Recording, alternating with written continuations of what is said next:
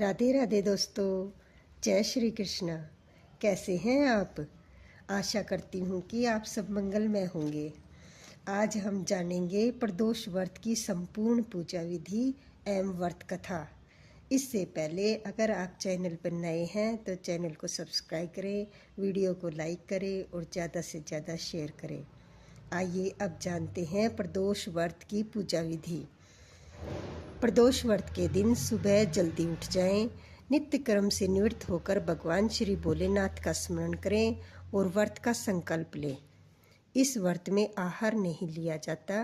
पूरे दिन उपवास रखकर सूर्यास्त के 1 घंटा पहले स्नान आदि कर साफ वस्त्र धारण कर लें, क्योंकि प्रदोष व्रत में शाम की पूजा की जाती है।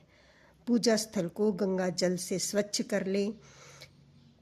उत्तर पूर्व की दिशा में मुंह करके भगवान शंकर का पूजन करें। पूजन में शिव के मंत्र ओम नमः शिवाय का जाप करते रहें। अंत में प्रदोष व्रत कथा सुनकर शिव जी की आरती करें। इस व्रत को 11 या फिर 21 त्रयोदशी तक रखा जाता है और फिर इसका विधि विधान उद्यापन करना होता है। आइए अब सुनते हैं प्रदोष व्रत कथा। प्राचीन काल में एक गरीब पुजारी हुआ करता था।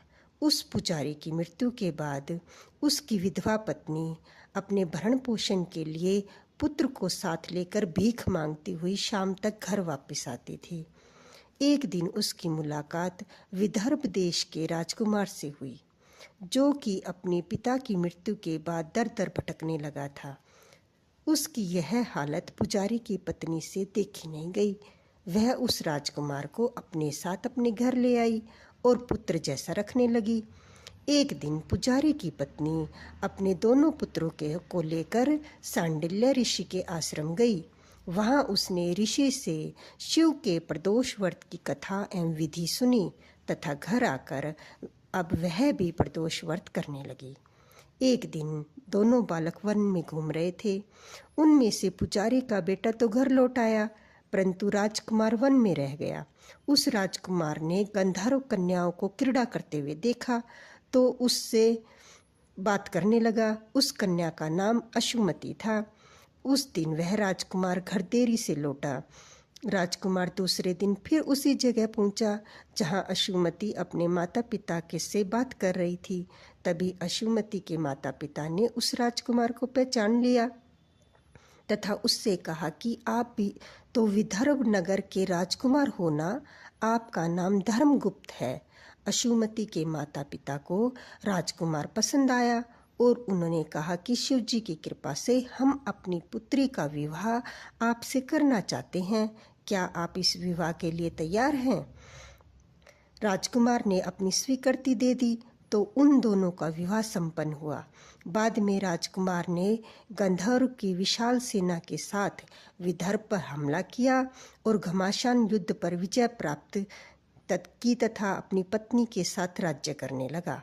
वहां उस महल में वह पुजारी की पत्नी और पुत्र को भी आदर के साथ ले आया और साथ रखने लगा।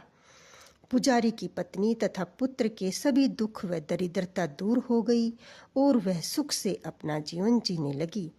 एक दिन अशुमति ने राजकुमार से इन सभी बातों के पीछे का कारण पूछा और रहस्य पूछा। तब राजकुमार ने अपनी अशुमति को अपने जीवन की पूरी बात बताई और साथ ही प्रदोष व्रत का महत्व और व्रत से प्राप्त फल से भी अवगत कराया। उस दिन से प्रदोष व्रत की प्रतिष्ठा एवं महत्व बढ़ गया और मान्यता अनुसार लोग यह व्रत करने लगे। कई स्थानों पर अपनी श्रद्धा के अनुसार स्त्री पुरुष दोनों ही यह व्रत करते हैं।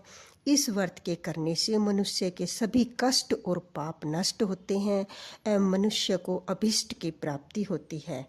इस प्रकार कथा संपूर्ण होती है। कथा के बाद भगवान शिव की आरती करें। राधे राधे दोस्तों, मिलते हैं अपनी अगली वीडियो में। राधे राधे, जय श्री कृष्णा।